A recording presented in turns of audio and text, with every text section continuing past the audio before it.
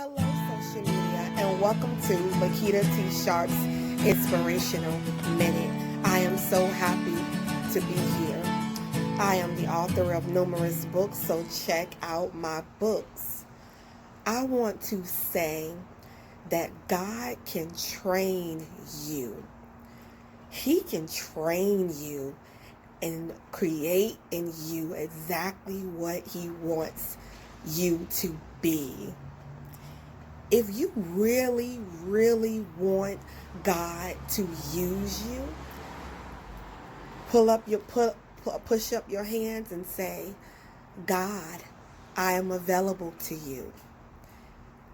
Train me, help me, nurture me to do what you want me to do. You know, you may experience opposition, but don't give up.